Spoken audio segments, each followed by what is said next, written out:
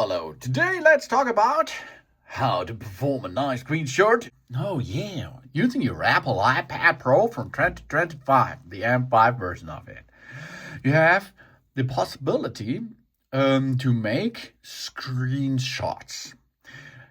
It's an easy step, of course. It is enabled every time that you can make a screenshot. The screenshot you can perform by using buttons. You have button volume up, you have button volume 2, and the power button.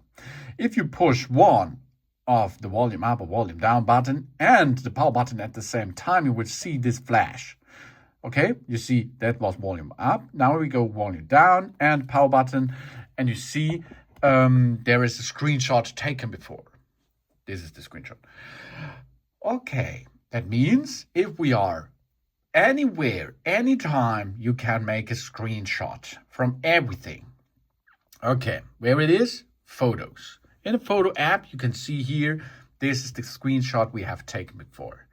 We can then edit this, for example. We can adjust it. We can make it a little bit better using filters.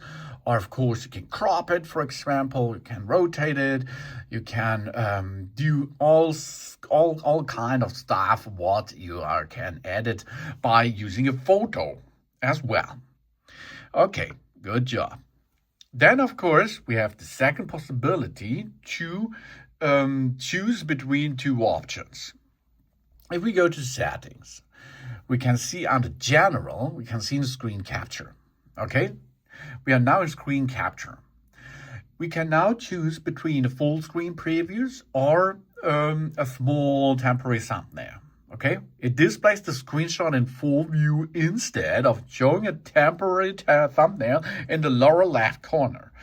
Okay, let's perform this. I enable this and perform now a screenshot. 3, 2, 1, screenshot. That's other, as you can see. Now we can directly edit it, crop it, for example. And we can then send it, or we can sign it. We can use different kind of stuff to write on it, and so on. This is the full screen preview, as you can see. We can make this here for transparency, and. If we switch this option off, we are pushing the screenshot and directly going into the photo app as well. We can push on the left bottom side. This is a small temporary thumbnail. And then we are in this editable stuff again. Cool stuff, eh? Yes, of course. And we can change between HDR and SDR.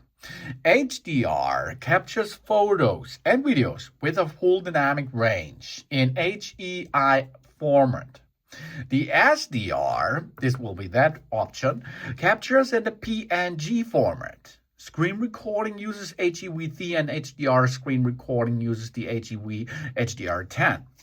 That means, for example, you have a server, and the server likes to get a screen or a movie of you or a photo of you. If this then it's possible to get this in an HDR and SDR format. You choose what your server, for example, prepare that. So it is easy peasy, huh? Please subscribe me and give me positive feedback, and I hope to see you on my channel. Dun dun!